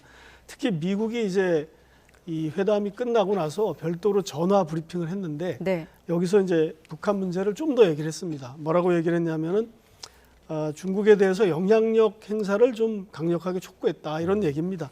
그러니까 최근에 이 북한의 잇단 무기 시험 그리고 이제 북러 관계의 문제, 북러 관계가 좋아지면서 이제 무기 거래가 되는 문제 이런 것들은 사실 인접국인 중국에도 굉장히 중요한 문제거든요. 이런 문제를 제기했고 김정은 국방위원장의 의도가 무엇인지 이런 것에 대한 우려도 미국이 외교사령탑, 중국의 왕이 외교부장에게 직접 얘기했다. 그렇기 때문에 미국과 중국이 앞으로도 이 문제는 계속 대화를 해야 된다. 이런 얘기를 했다고 합니다. 네. 한반도 문제와 북한 문제 좀 설정에 따라 느낌이 다르긴 합니다. 맞습니다. 네. 네. 자, 아무튼 미중 안보사령관 회의 기간 중에 또 중국의 외교 차관이 평양을 방문 중이었다고 하는데 네. 연관성이 있는 건가요? 네, 이 고위 당국자가 전화 브리핑할 때 이 회의 도중에 그러니까 방콕에 있을 때 네. 중국의 순웨이둥 차관 외교부 부부장이 평양에 간 사실을 알고 있었다 이렇게 얘기를 했습니다. 그러면서 그 얘기는 이제 우리도 그걸 주목하고 있다는 얘기고 또 특히 이제 미국이 요구하는 대북 영향력 행사, 중국의 대북 영향력 행사의 차원에서 네. 뭔가 계기가 될 수 있겠다 이런 생각을 했겠죠. 그리고 좀 재미있는 거는 이제 주목할 부분인데요. 미국 측 대표가 순웨이둥 부부장 차관과 앞으로 전화 협의를 할 것이다 이렇게 얘기를 했습니다. 이 부분은 좀 주목해 볼 필요가 있습니다. 예. 사실 미국과 북한 간의 이 대화가 완전히 끊기지 않았습니까? 네. 그런데 이제 중국을 통해서 어떤 대화를 계속 모색하려고 하는 그런 노력을 보여준 것 같고요. 이날 이제 그 최선희 부상은 이 사람 이제 순웨이둥 차관입니다. 중국 외교부 부부장인데 뭐 2인자 혹은 3인자라고 할 수 있는데 평양을 방문했습니다. 5일 날 가가지고 6일, 7일 이렇게 사흘 있었는데 지금 최선희 우리로 말하면 외교부 장관인데 네. 외무상을 만나고 있습니다. 평양에서 이렇게 만났고 이제 그 전후에서 이제 박명호 외상 이 사람을 만났어요. 이 순웨이둥 부부장이 북한을 간 것은 뭔가 할 얘기가 있어서 갔다 이렇게 보면 될 것 같습니다. 물론 지난해 12월에 저 박명호가 중국을 가서 순웨이둥을 만났습니다. 예. 거기에 대한 답방 성격도 있지만 중국도 뭔가 할 말이 있는 거죠. 그것은 아마도 북한의 무기시험, 그다음에 북한과 러시아의 군사거래 이런 것들과 관련해서 중국도 예민하게 이 상황을 보고 있다 이렇게 볼 수가 있을 것 같고요.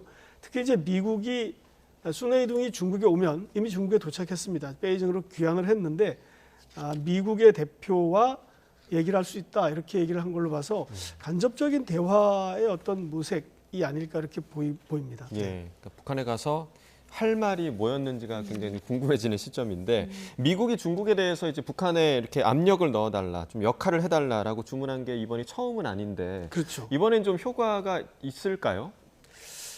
전체적으로 보면은 이게 효과를 확신하기는 어렵다 이렇게 생각이 되고요.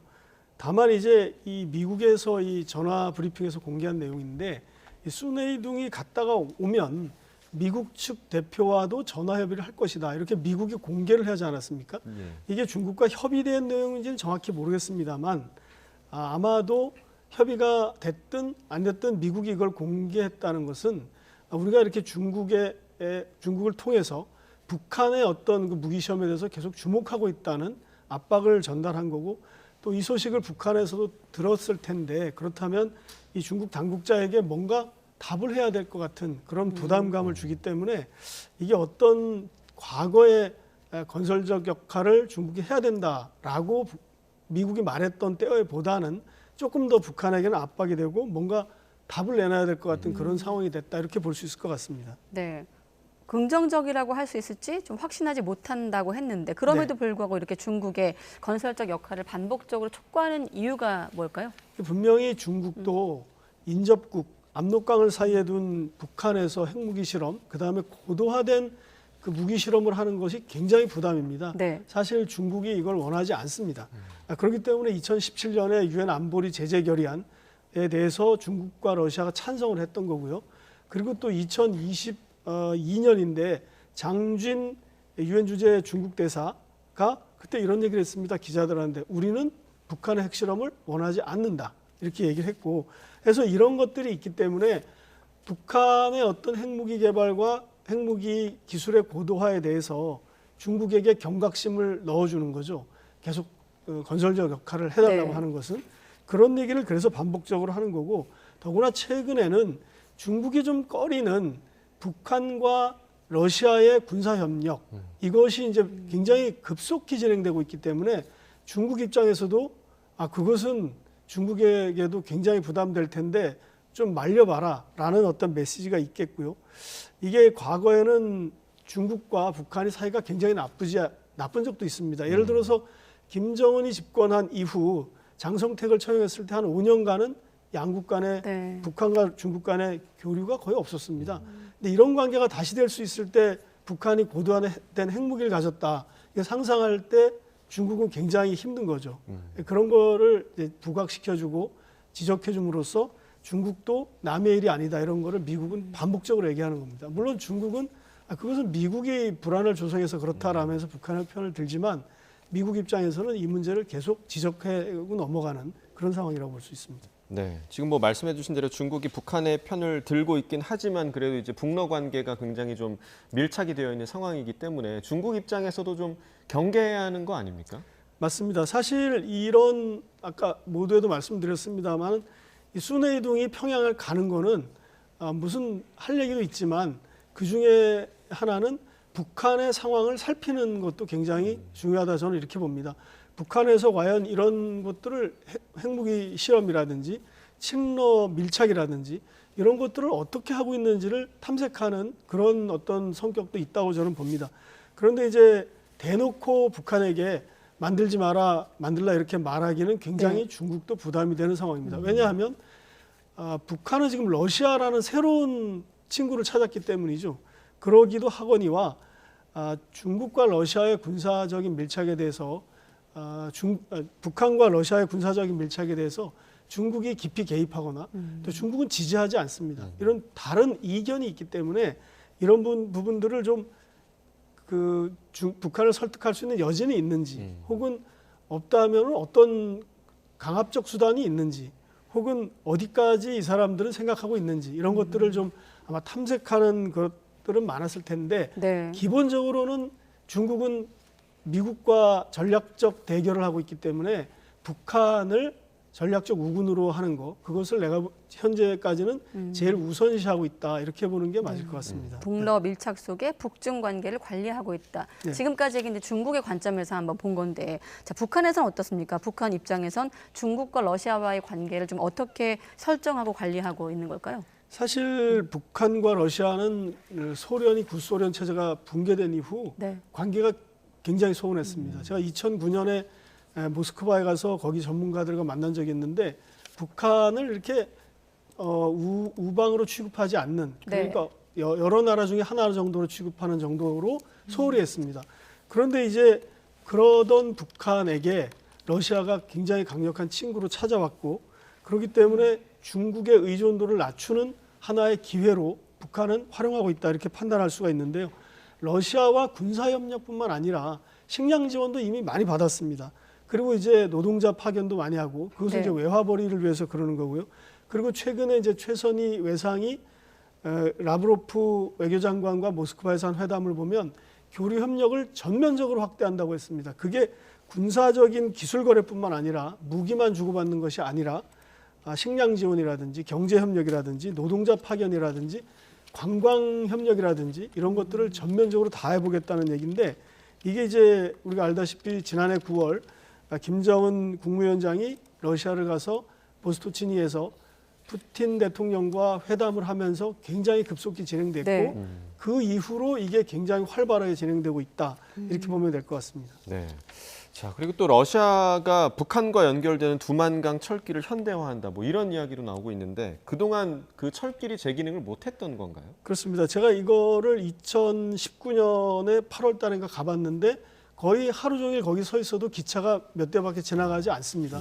그리고 이제 뭐 그 두만강 철교 지금 말씀드리는 건데요.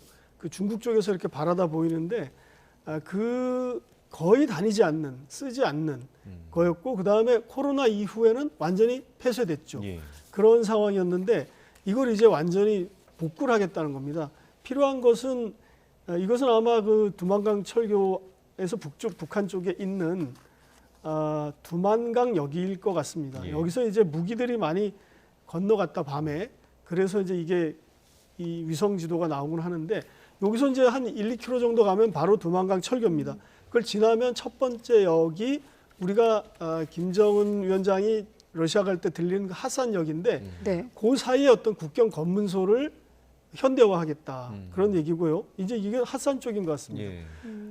예, 그리고 이쪽은 이제 두만강 쪽인 것 같은데 그래서 이제 거기에 어떤 국경 검문소를 하려면 이제 여권 심사도 해야 되고요. 물건 검색도 해야 되고 그다음에 이제 물건 창고도 만들고 그런 것들을 이제 더 만들겠다는 겁니다. 우리가 이제 가끔 하산 쪽을 보면은 그냥 횡한 벌판에 열차 하나 정도 있거든. 역사 정도 작은 건물 하나 있는데 그것을 완전히 바꾸겠다는 건데 사실 더 주목할 것은 이 점입니다. 연해주 정부가 그러니까 러시아가 다음 달 9일, 2월 9일 날 단체 관광객을 처음으로 북한으로 보냅니다. 항공편을 이용해서. 이건 굉장히 중요한 의미라고 봐야 되는데 왜냐하면은 중국에서는 아직 안 받았거든요. 단체 관광객을 중국부터 받을 줄 알았는데 이것은 또 2019년 6월 달에 열렸던 시진핑 주석과 김정은 위원장 간의 첫 회담에서 약속했던 겁니다. 그러니까 우리가 그때 코로나가 없었으니까요. 북한에게 중국 관광객을 대거 입국시켜서 지금 북한의 김정은 위원장이 준비했던 관광산업 진흥을 위해서 중국이 기여하겠다 한 내용인데 지금 중국 관광객을 안 받고 러시아 관광객을 받는 이런 상황이 벌어진 거죠. 그러니까 이 북중 관계가 코로나 이전과 최근에 이 무기 거래 이후에 완전히 달라졌다. 저는 이렇게 보고 있습니다. 네.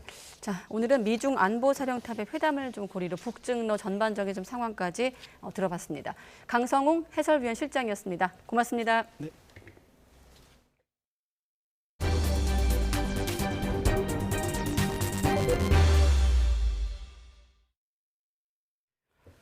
네, 이민의 나라, 미국의 대선 최대 이슈로 남부 국경을 넘어오는 불법 입국자 문제가 부상했습니다. 트럼프 전 대통령이 불법 이주민을 대량 살상 무기란 막말로 쟁점화시키면서 수세에 몰린 바이든 대통령이 국경을 폐쇄하겠다고 돌변한 겁니다. 이종수 기자가 보도합니다. 멕시코인들이 미국 남부 국경을 향해 줄지어 걷고 있습니다. 2세들이 좋은 교육과 경제 환경에서 자라도록 유모차를 밀며 기회의 나라 미국으로 가는 겁니다. 이러한 이주민들이 물밀듯 미국 남부 국경으로 몰리면서 지난달 불법 입국 체포 건수가 월 단위로는 가장 많은 24만 9천여 건을 기록했습니다. 트럼프 전 대통령은 이러한 불법 이민자 문제를 대선 유세를 통해 쟁점화하고 있습니다. 사회경제 문제를 이민자들에게 전가하는 분위기에 이민자들의 밀린다는 백인들 불안감을 자극하며 바이든 정부의 유화적인 이민 정책에 날을 세웠습니다. It's a big gushing wound, letting drugs, crime, and millions upon millions of illegal aliens pour into our country. 특히 이민자들에 대해 대량 살상 무기, 우리 피를 오염시킨다는 극언으로 공격하는 것도 서슴지 않았습니다. I think the real number is 15, 16 million people into our country. When they do that, we got a lot of work to do. They're poisoning the blood of our country. That's what they've done. They poison. 각종 여론조사에서 트럼프에게 밀리고 있는 바이든 대통령은 이민 정책으로도 수세에 몰리자 태도를 바꿨습니다. 국경에 난민이 너무 많이 몰려들 경우 국경을 닫겠다면서 상원에서 협상이 진행 중인 국경 법안 통과를 촉구했습니다. Because I believe we need significant policy changes at the border, including changes in our asylum system to ensure that we have authorities we need to control the border. And I'm ready to act. 워싱턴 포스트는 바이든 대통령 이민 정책은 재선 도전의 가장 큰 취약점 중 하나가 됐다며 바이든 대통령 돌변은 민주당이 기존엔 상상할 수조차 없던 수준이라고 평가했습니다. YTN 정수입니다. 네, 팝스타 테일러 스위프트 얼굴과 음란물을 합성한 AI 조작 이미지가 소셜미디어를 통해 유포돼 논란이 일고 있습니다. 인공지능 기술의 부작용인 딥페이크에 대한 규제 목소리가 커지고 있는데 백악관까지 경고하고 나섰습니다. 최영주 기자가 보도합니다. 소셜미디어 X에 테일러 스위프트를 치니 검색이 되지 않습니다. 대신 테일러 스위프트를 보호하자는 해시태그가 줄줄이 달렸습니다. 스위프트의 얼굴과 음란 사진이 합성된 이미지가 온라인상에 유포돼 논란이 됐기 때문입니다. AI 기술을 활용한 딥페이크 이미지로 추정되는데 17시간 만에 4,500만 회 이상 조회됐습니다. 논란이 되자 X는 뒤늦게 문제의 계정을 정지하고 해당 이미지를 모두 삭제했습니다. 그러면서 동의 없이 불법 제작한 음란 사진을 올리는 것을 엄격히 금지한다는 입장을 냈습니다. 유명인의 얼굴이나 목소리를 합성한 딥페이크 논란은 비단 이번뿐만이 아닙니다. 최근엔 바이든 대통령의 가짜 전화 목소리로 투표 거부를 독려한 선거운동이 논란이 됐습니다. AI에 대한 강력한 규제가 필요하다는 여론이 확산되자 백악관도 나서 우려를 표명했습니다. We are alarmed. Our commitment and that we will continue to do and continue to take action and make sure that we continue to work on this. And again, this is very alarming. 그러면서 의회가 입법적 조치를 취해야 한다고도 덧붙였습니다. 현재 미국 9개 주에선 딥페이크의 제작과 유포를 규제하는 법률이 시행 중이지만 연방정부 차원의 법적 규제는 아직 없는 상태입니다. 관련 업계에서도 자성의 목소리가 터져나왔습니다. 사티아 나델라 MS 최고 경영자는 이번 사건을 계기로 IT 업계가 더 빨리 행동에 나설 것이라며 안전장치 마련에 적극 참여해야 한다고 강조했습니다. 이번 스위프트 딥페이크 이미지가 마이크로소프트의 AI 생성 도구로 만들어졌다는 주장이 나오자 MS는 즉각 조사에 나섰습니다. YTN 최영수입니다.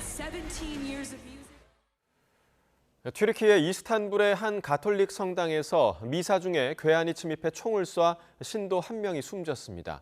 튀르키예 당국은 살인 용의자 2명을 체포해 범행 동기를 조사하고 있습니다. 기정훈 기자가 보도합니다. 일요일 오전 미사가 진행 중이던 성당 뒷문으로 복면을 한 괴한들이 들어옵니다. 앞서 들어온 남자에게 총을 쏘자 서 있던 신도들은 놀라 의자 아래로 숨습니다. 괴한들이 들어와 총을 쏜 후 문 밖으로 사라지기까지 30초도 걸리지 않았습니다.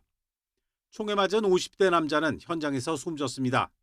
Kendisi hiçbir şekilde hedef değildi. Hiçbir şekilde politikayla veya bir örgütle bağlantısı yoktu. Zaten zihinsel engelliydi kendisi.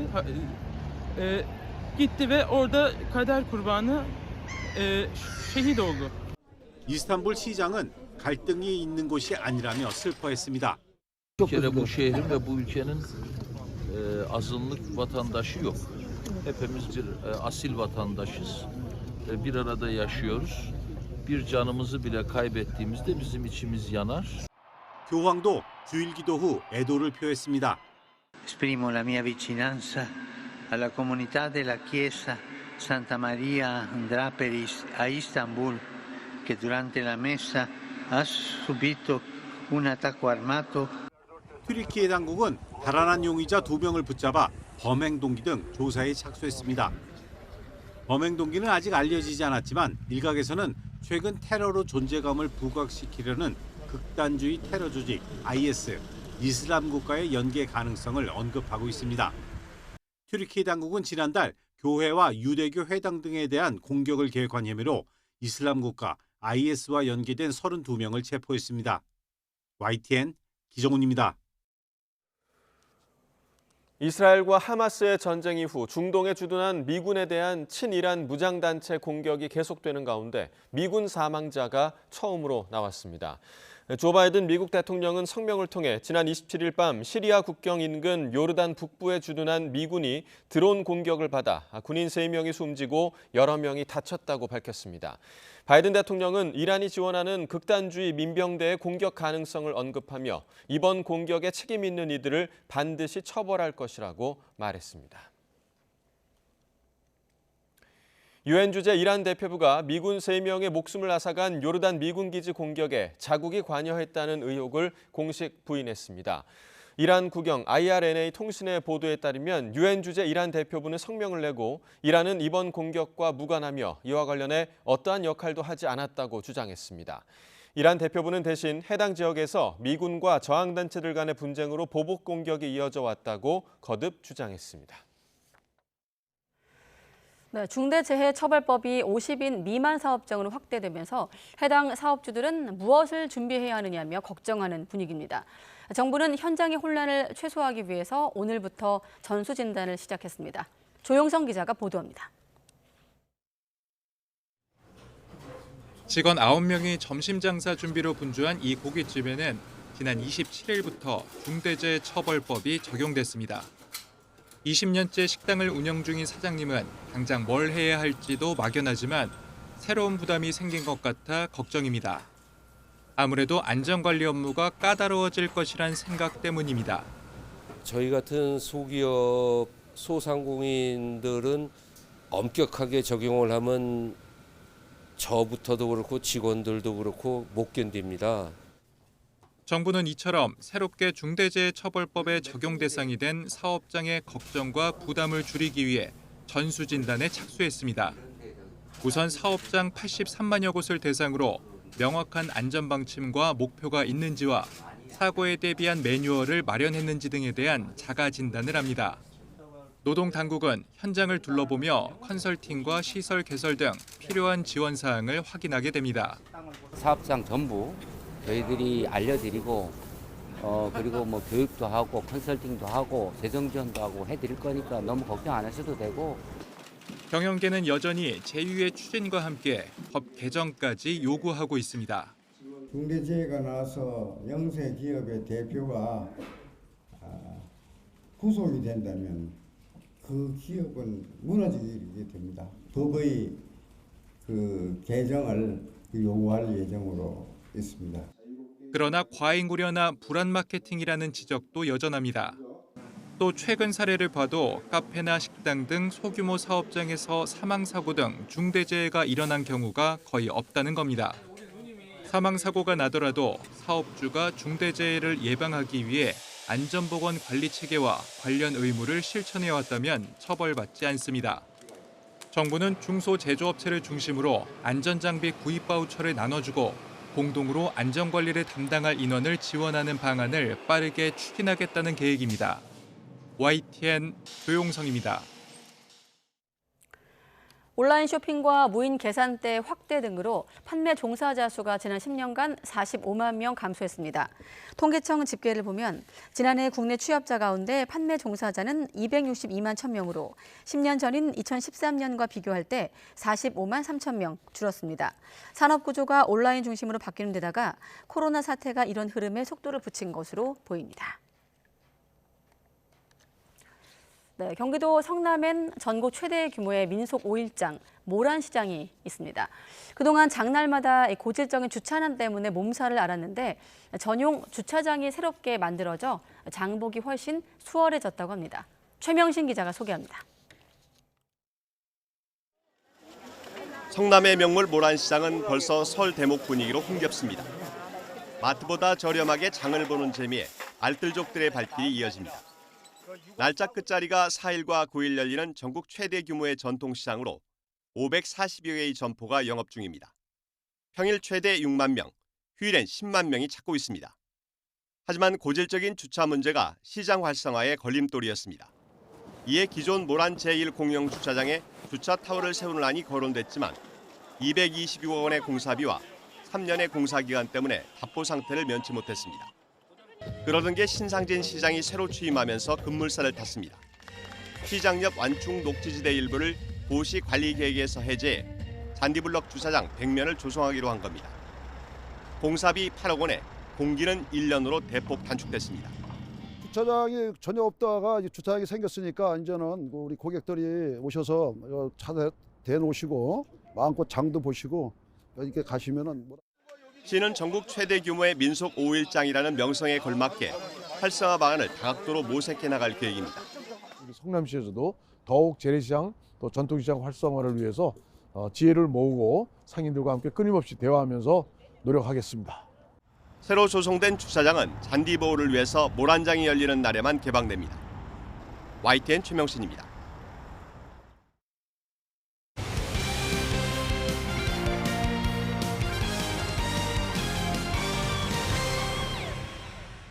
이탈리아의 신성 22살 얀니크 신네르가 호주 오픈 결승에서 메드베데프를 상대로 대역전승을 거두고 생애 첫 메이저 대회 우승에 성공했습니다. 신네르는 앞선 준결승에서도 세계 1위 조코비치를 꺾어 세계 테니스계의 세대 교체를 알렸습니다. 보도에 김상익 기자입니다. 경기 초반은 노련한 메드베데프가 흐름을 주도했습니다.